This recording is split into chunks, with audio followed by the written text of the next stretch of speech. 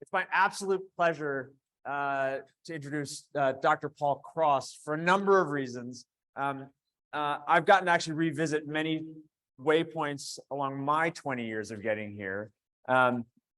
First with Emmy's talk about Silene, which I worked on at the beginning of my PhD, and going even further back to years of misspent youth traipsing around in Yellowstone.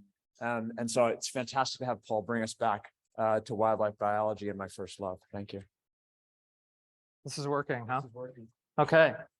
Yeah, Matt actually predates me in the Yellowstone system. I'm way younger than Matt. And I see that I've got a typo on my first slide, so we're off to a good start. Right, so first I just want to thank everybody here, both for staying for the final day and listening to my talk, but also for all the work you've done during the last, feels like century, but last couple of years. And so I feel like this talk is mostly just the sort of ecological sorbet after you've finished the hard work of the last couple of years. We're just going to have some fun stories for this next session. Matt asked me to talk about diversity and heterogeneity, how it's changed in our thought process over the last 20 years. And of course, there's all sorts of different ways that diversity and heterogeneity are important. I'm just going to talk about 3 different stories, and as a task for the listener, you can tell me which things of diversity and heterogeneity I've actually covered here. But we're going to talk about brucellosis in elk and cattle, bighorn sheep pneumonia, and wolves in Yellowstone.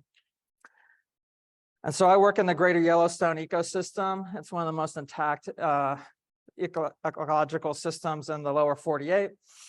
And my job with USGS is try to do disease ecology work that informs natural resource management. The first part of the story is brucellosis, which is a bacterial infection of elk, bison, and cattle in this ecosystem. And it's essentially a story of contact variation in space and time. And as you can see here, in space, we have some densely aggregated elk on a supplemental feed ground here that have allowed elk to become a reservoir for brucellosis in this ecosystem. Outside of these artificially aggregated populations, elk were not historically thought to be good reservoirs for this pathogen. But over time, things have changed as well. This is work that we did with one of my first graduate students, Angela Brennan, here in the upper left. This was our historic view of the system in elk, that brucellosis seroprevalence was predominantly around these supplemental feed grounds here in the southern portion of the ecosystem. And outside of that, it was very rare. And outside of the Yellowstone ecosystem, brucellosis wasn't in wildlife populations at all. It was in cattle predominantly across the United States, but then was well controlled and now is completely absent. But when I got into the system in the early 2000s, things started to change. And by 2014, it was a dramatically different landscape. Now we had brucellosis in many different areas, often at similar prevalence to what the artificial feed grounds were showing.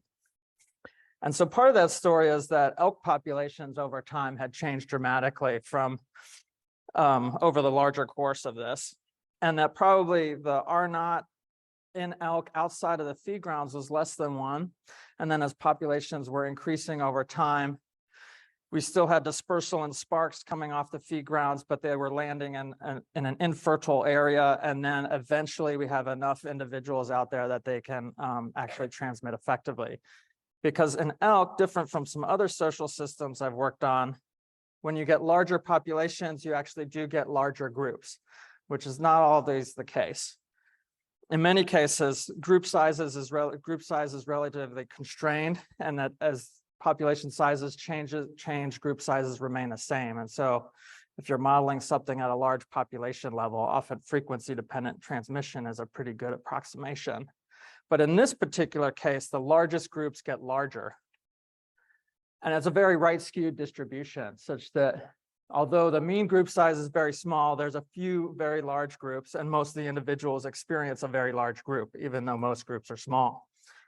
And that when we measure contact rates as a function of group size, yes, it increases with It increases with group size, maybe not completely linearly with group size, but somewhere in between, some sort of frequency dependent or density dependent model. But generally speaking, these large groups are probably the ones most responsible for where most transmission is happening.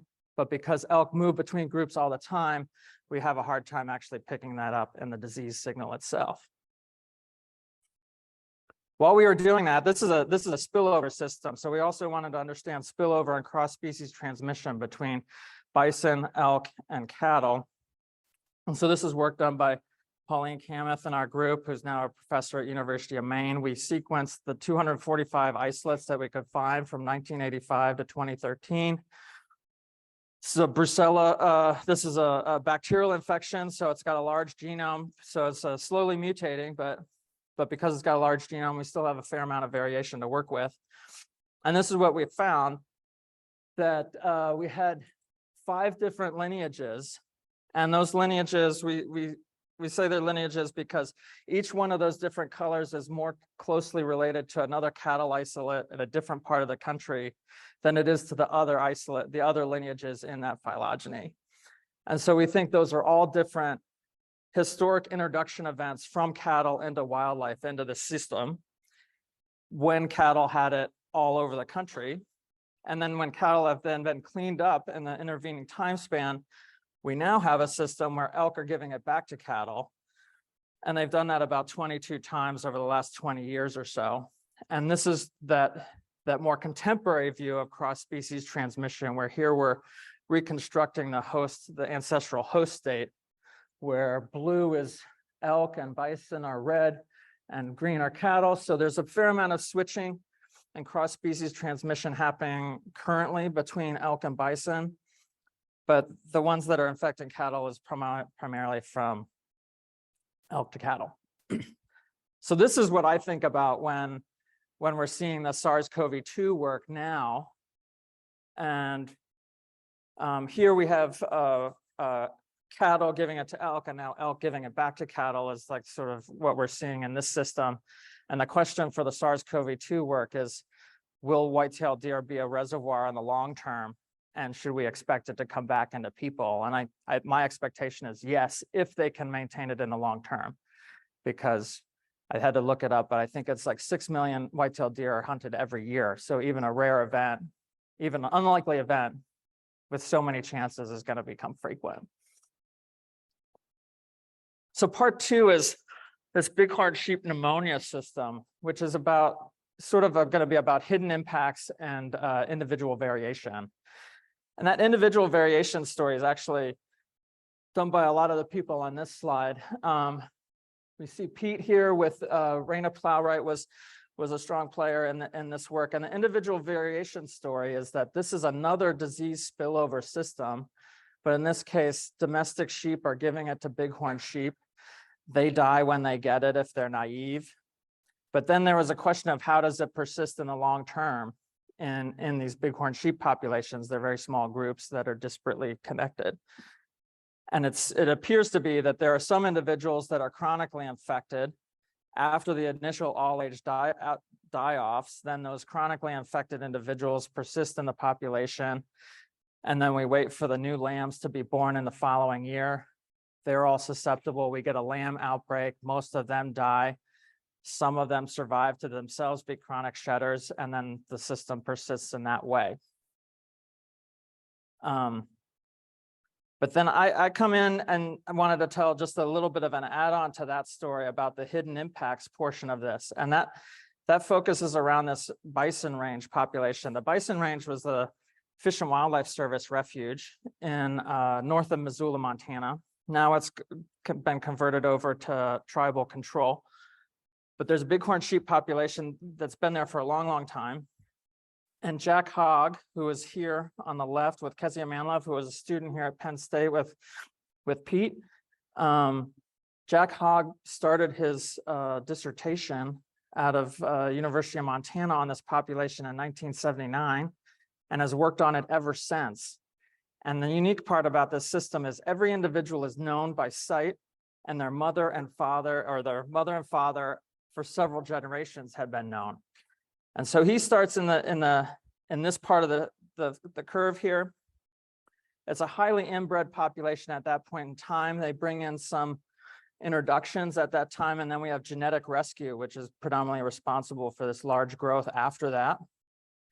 And then we have a mycoplasma outbreak in 2016, and the population goes from 223 individuals to 30 in 1 year, and it's an 88% mortality. After this, there was the same sort of dynamic of several years of poor lamb recruitment as lambs are getting infected, but eventually the chronic shedders have basically died out of that population, and then stochastically, the pathogen stochastically gone extinct. So we're hopeful that maybe we'll improve after that. But Jack Hogg was noticing after the die-off, he collected all the horns. And if you're not in the wildlife world, you might not realize this, but bighorn sheep horns are basically like train ring analysis. You can note on the horns whether you're the growth rate of, of the 2 years of how much you grew during the second year of life, third year of life, fourth year of life, etc. But he had noticed that post-outbreak, the growth rate of the horns was much reduced. And this was different than our expectation because the pathogen appears to be highly acute in most places. We can observe the symptoms of coughing, and that seems to happen really quickly. Some of them are chronic shedders thereafter, but these individuals that are shown on the right here are infected rams for which we didn't note that there were any symptoms there. But yet their growth rates look dramatically less than what we would have expected.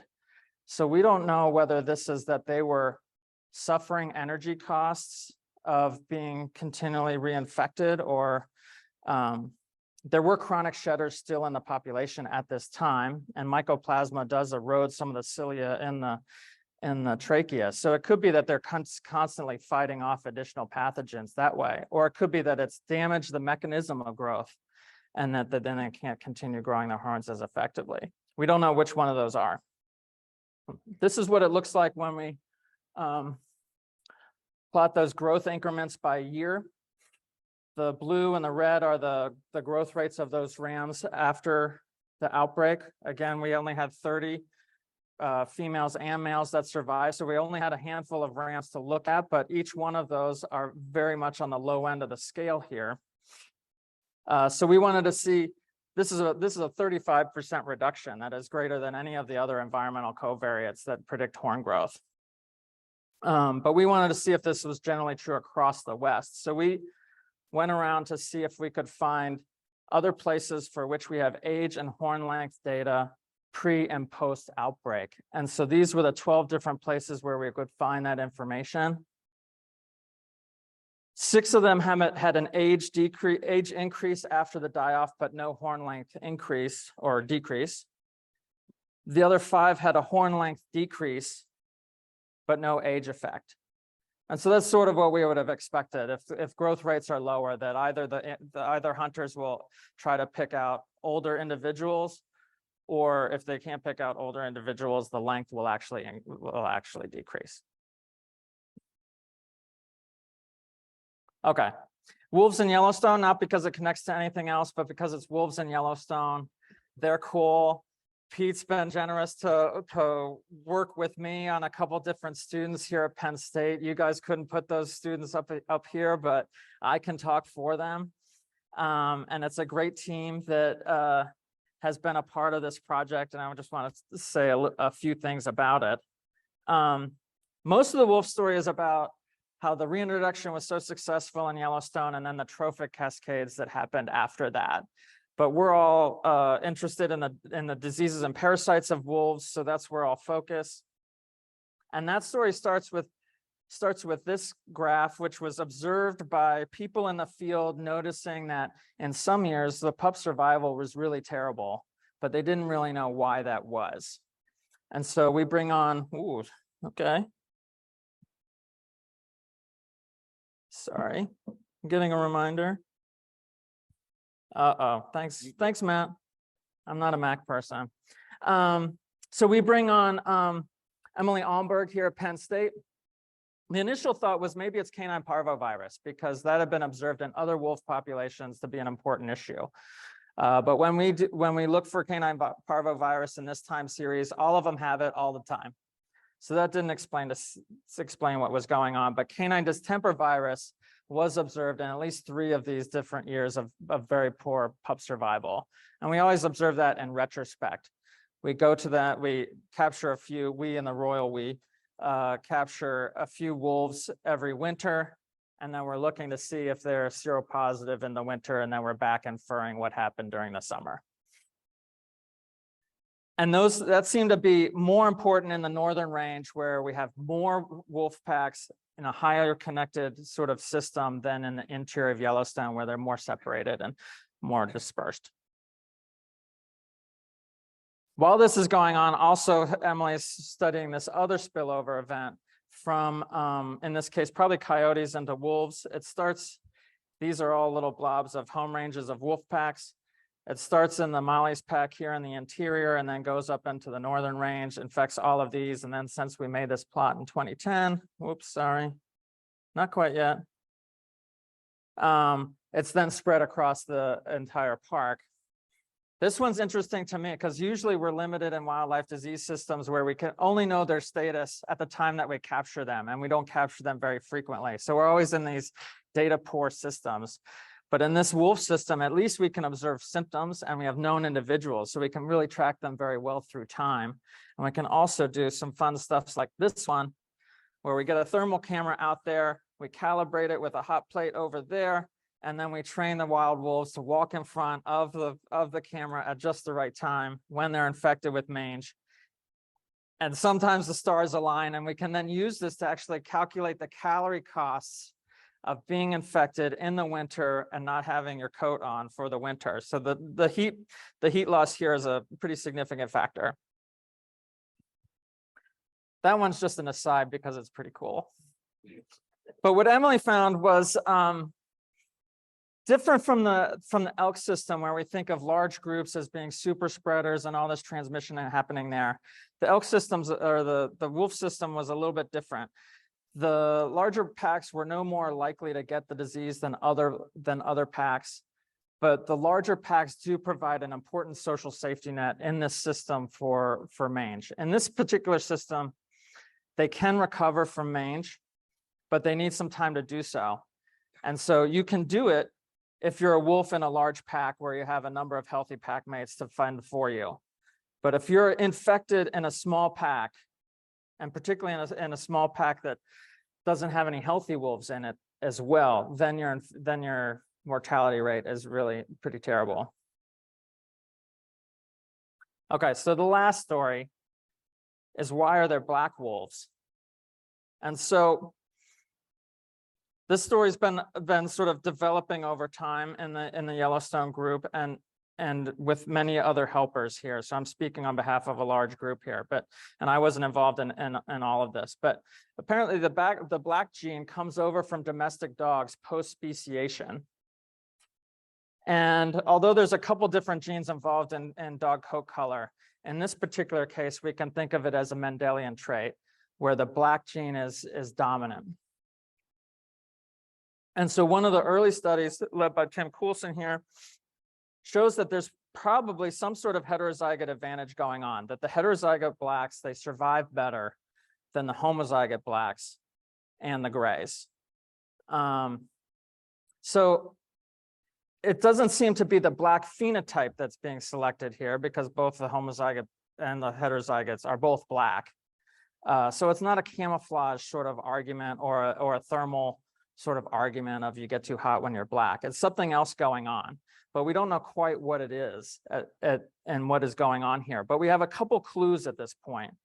And some of those clues are that the black gene is linked on the genome with a beta defensin immune gene, which we're not quite sure exactly what that does, but it's in immune defense. And then we've got not that many black wolves in the far north. And many of the meso and large carnivores share many of their pathogens, and those meso carnivores often are farther to the south, whereas as we go to the north, maybe they're not as abundant. So there could be sort of a pathogen system operating here, but we're not quite sure about it. So Ellen Brandel and another student with Pete and I went off to go scan all of the wolf populations that we could find in North America, look at what their coat color was and what their disease history had been.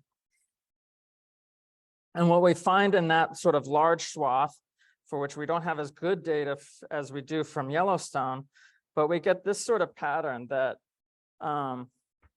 if you are Black, you're more likely to be distemper positive. And so why is that? Well, that's probably the survival bias, that if you're gray and you get CDV, you're not as likely to survive it. And so you're not as likely to then be sampled at a later point in time. Whereas if you're Black and you're heterozygote, you're more likely to survive in order to be sampled later. And we find that same thing in the Yellowstone data that I'm not going to bother sort of trying to do this. Okay. But in the Yellowstone data, we see that same thing, that heterozygote Blacks survive through distemper outbreaks better than either the homozygote Blacks or the homozygote Grays. Meanwhile, there's also a pattern whereby, one sec. Okay, so it seems like CDV is associated with heterozygote survival better, but meanwhile, there's also this suggestion or non-random mating within the wolf population in Yellowstone, whereby Grays preferentially mate with Blacks and vice versa. So they disassociatively mate more often than one would expect by chance. And so we've got both a mate selection thing going on here and a disease-mediated heterozygote survival thing going on here. And so this is work by Sarah Kubanes with Tim Coulson, where we're trying to both model the evolution of mate selection in combination with the disease pressure. And what you find is that in this system, as long as there's CDV present often enough, that dissociative mating is the preferred mating strategy that would produce the most heterozygotes that would then survive better during CDV outbreaks. So that was way faster than I thought in my hotel room. But I will, like, since I have a moment, and this is my Oscar moment, I'm going to thank all of the people that were important to me during my career. My mom, my kids, my amazing students, NSF for funding me at key periods in time. Wayne Getz was my advisor and was key to me moving into the EEI field, and I'm so glad to be here. Thank you very much.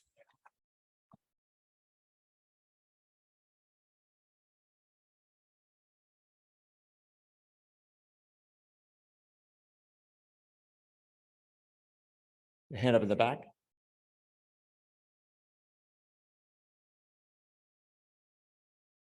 What a great talk. Thank you, Paul. The horns were really interesting. And I wonder, do you expect the decrease in horn length to have sort of downstream effects on behavior or other sort of fitness metrics? No, that's okay. I can talk.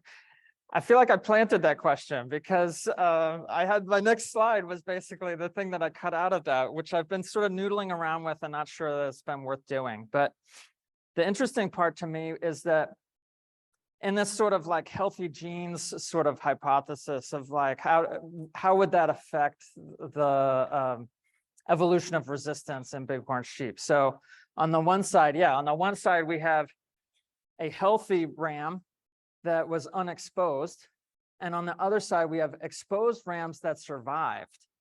And so presumably those that survived have hopefully some genes that may be useful to send to the next generation, but they are gonna have a hard time competing against the unexposed ram. And if we think that exposure is semi-random, then does that inhibit the ability of disease resistance to evolve in this particular system?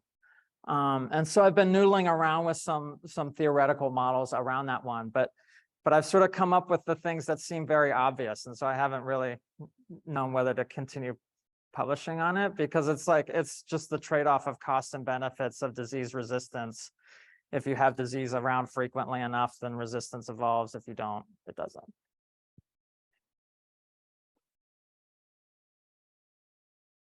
Yeah, great talk. I had a question. So that year where the individuals dropped off from like 200 and something to like 30, right? That's a huge bottleneck. And so I know in the other systems like prairie dogs, panthers, panthers in Florida, right? Like there's lots of changes that come along with those bottlenecks. And so outside of just disease transmission stuff, I was wondering if you guys had any indication of like, did anything else get particularly messed up or selected for in that huge bottleneck during that die-off? And are you seeing any consequences of that anywhere else outside of disease? I mean, we measure those consequences of inbreeding in the prehistory before they grew again. We haven't measured those consequences afterwards yet, but we fully suspect that they would redevelop because we're actually down low. We went lower than 30. We were at one point down to 23. And at this point, like, because you know the pedigree, you know that dad is mating with its offspring from 2 years ago, and you only have 2 rams out there that are competing against one another. So we fully expect that those things will appear. And there's some discussion about whether there would be another reintroduction or introduce new genes in, but that hasn't yet happened. It's my turn. So Paul, fantastic body of work. But since we have a little bit of time, I'm going to ask the worst question ever, the most unspecific question ever. So, but I think it'd be interesting for the audience. Can you just comment briefly on that conflict between cattle breeders and conservation with brucellosis, and where you think that that bit of complex politics stands? I'll take it. Well, so what I'll say, what I didn't talk about, but now, like, as a politician, I'll like pivot to a question that I do want to answer. What's happening now on the feed grounds is that chronic wasting disease has been moving up towards them over time, and has now been observed right in the feed grounds now, but is generally slow to develop over time. But that is causing a reassessment of whether or not feeding will continue to be the preferred management strategy in that system. We've done a lot of work trying to inform natural resource managers about what the potential consequences of CWD would be in that system. And our projections are basically that there's a consequence either way. There's no win-win. They have to choose between, if they pull the feed grounds, we do think there will be a dramatic decline in elk, and it would happen quickly, but you'd end in a better disease state later on. So you have short-term costs. Whereas if you let them ride, then CWT takes a while to develop, but then you have long-term consequences at a later point that might be worse at the long point. So they have to trade off these long-term consequences versus short-term consequences, which is difficult for politicians to sort of get to choose the short-term costs for the long-term benefit. But those are the things that we're working on now in that system. Can we just switch to do that one online question? I just want to make sure that the online audience gets their day in the sun. So this is, do you have any hypotheses or conjectures as to why heterozygosity would improve distemper survival relative to both homozygous states? Yeah, that is a good question. I don't feel like we've figured out what is the homozygote like black cost. We can see that it's there, but the mechanism underlying it is as far as I know, I don't know what is the mechanism. So that would be a future research. I feel like there's still more things to understand there also, where if you remember, like when the black gene comes over, that's probably like 1,000 or so years ago. But we think that distemper virus is actually much more recent than that. And so there's probably more to this story than just CDV, but at least CDV is part of that story. So I think there's more to find out.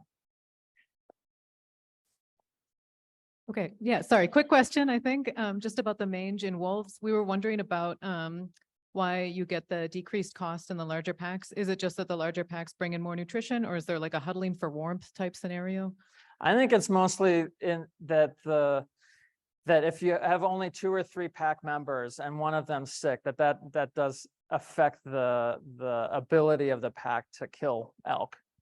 And what we didn't show there was that if you have more infected pack members, that also hurts your survival consequences as well. So you need a number of healthy pack members to be able to bring down an elk. It's hard to do it as a loner. Hi, so I'm still stuck on the thermal camera imagery that you showed. That's super exciting, especially for a wildlife manager who's thinking about non-invasive techniques to understand energetic costs. And I'm curious if you were trying to use that method to look at, for example, with the bighorn sheep, a heat loss in individual variation within these migrating packs or migrating herds, especially if they have movement patterns that are pretty consistent. Is there any way to leverage that technology? The thermal camera one's sort of hard to do at scale because there's not a thermal remote camera that's easily purchasable. So for that project, we had to work with engineers, thermal engineers. We had to basically create our own remote thermal camera, which we put beside a weather station, for which we then had a battery pack to like do the calibration of the thermal camera in the background that you saw. So that is not a particularly portable or easily like distributed sort of thing. So it's sort of like a one-off cool thing, but I'm not sure we can do it in a lot of different circumstances. Excellent. So thanks, Paul.